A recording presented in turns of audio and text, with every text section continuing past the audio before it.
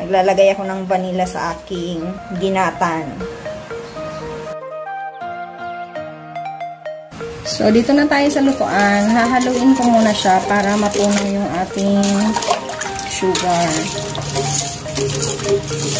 Tapos, tatakpan ko at hahayaan ko muna siyang kumulo.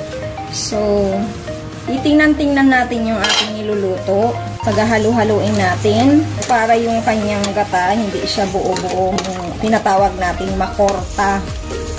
Tatagahalu-haluin ko siya. So, takpan ulit natin.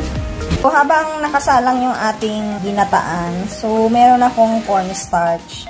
Lagyan natin ng tubig. Ito yung gagawin kong pampalapot. Maliban dun sa dudurugin ko gabi.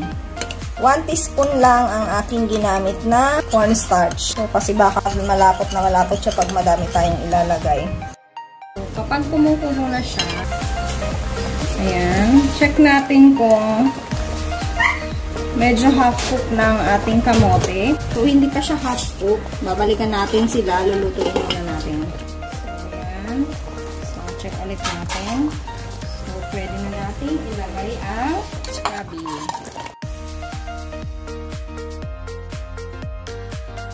So, this time ilalagay ko ang ating glutinous rice flour na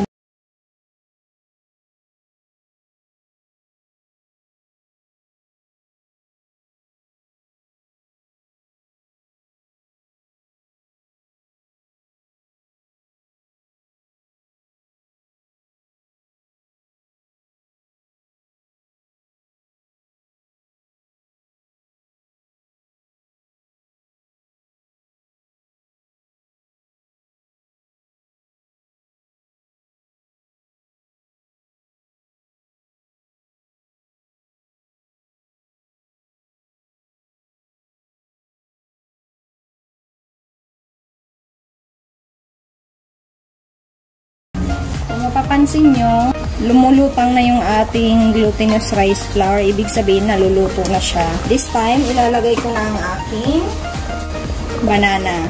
So, pag malapit na siyang maluto, saka natin ilalagay ang banana. So, kasi malambot to.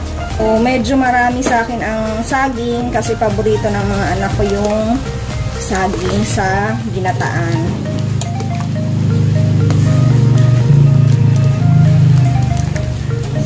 Wait lang natin siyang maluto ng kaunti. Lalagay ko na ang aking langka or jackfruit na ginupit-gupit kong maliliit. Ayan.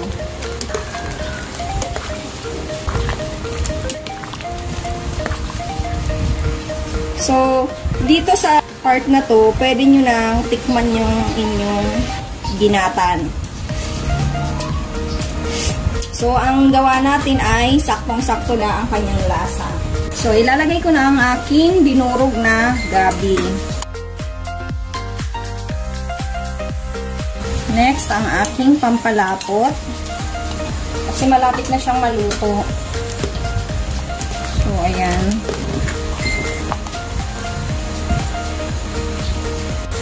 So, lagay na natin ang ating sago na may kulay.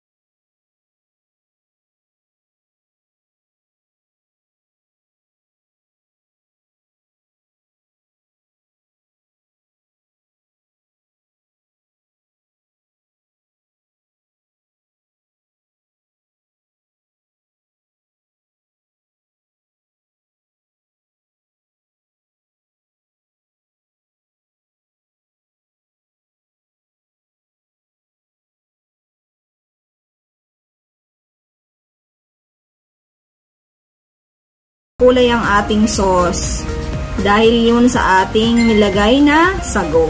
Pero kung gusto nyo medyo maputi ang sauce nyo, plain white na sago ang ilagay nyo.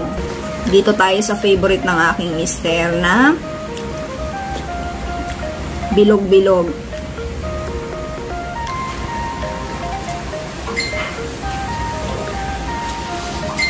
Ang lambot, ang harap. Ang sarap ng langka.